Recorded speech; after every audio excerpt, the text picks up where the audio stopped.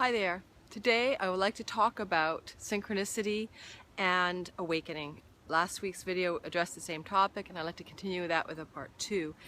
I was hinting last week that when we're having a lot of synchronicity in our lives, it can be a way to become more intimate with our true self or our quantum self, and that often an awakening will be preceded by an uptick in synchronicity and seemingly magical events, even miraculous.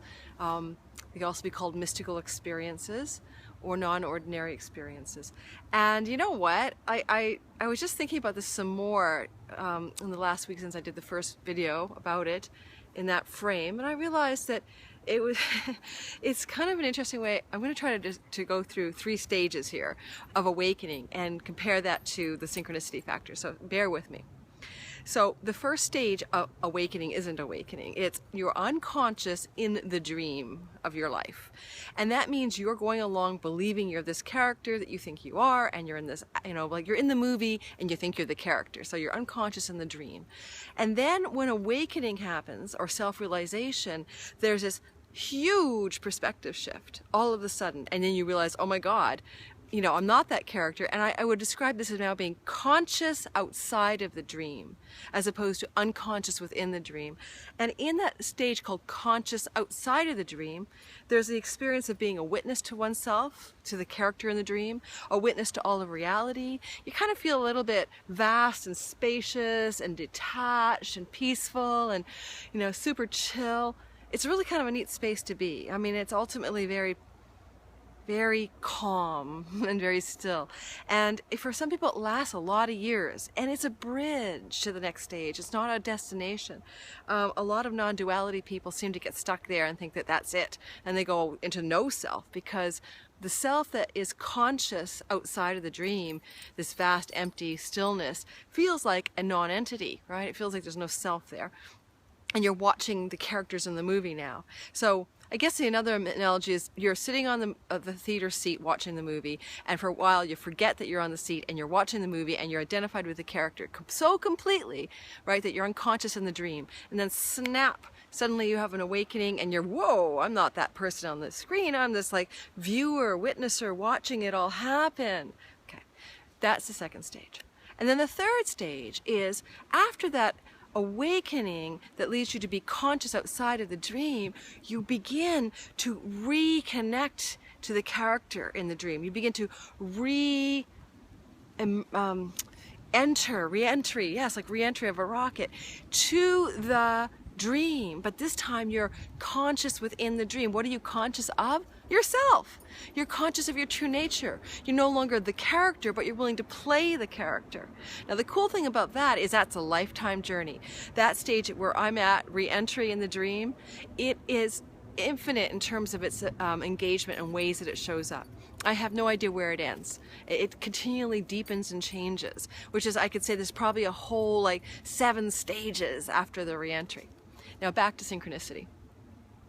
Synchronicity, when you are unconscious in the dream, is a little bit like in the movie The Matrix, where Neo is going through this kind of corridor in the Matrix. He's already now been unplugged from the Matrix, so he knows that the Matrix isn't real. And there's this little blip where a cat goes through the hallway twice, and he sees it and Trinity sees it, and they go, oh my God, that means something. And it means that they're in a sort of a trap. They're being trapped by the bad guys, the aliens. Well, synchronicity, when you're unconscious within the dream, is a wake-up clue. It is a pointer. It is going, hey, reality can't be what you think it is.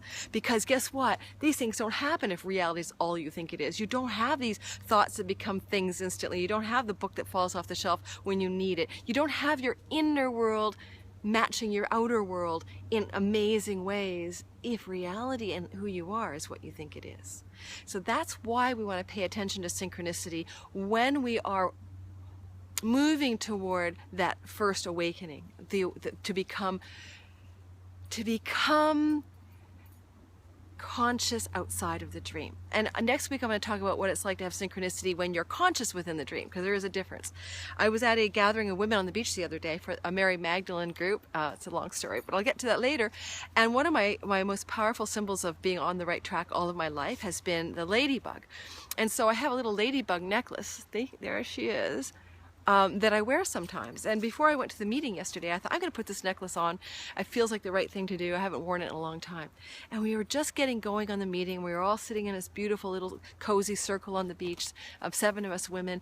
And the leader of this particular group, the one who called us together at that moment, looks down. I look down on her leg, and she's been playing with, of all things, a ladybug.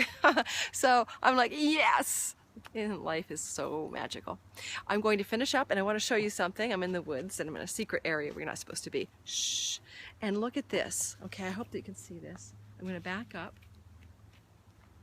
Can you see that the way the roots have structured themselves? It is a perfect heart. I think that shows. Hang on. Because I'm not. It's terrible to do this when you're like holding the camera away from yourself. So hang on a sec. Oh, there it is. Sorry about that, guys. There's the perfect heart. Yeah, all right. Because I should just flip the camera around. That would make more sense, wouldn't it? Anyway, there is the perfect heart in the woods. Mother Nature created it. Yay. That's where I filmed my video. The perfect heart. And here's Leela. Leela, say hi.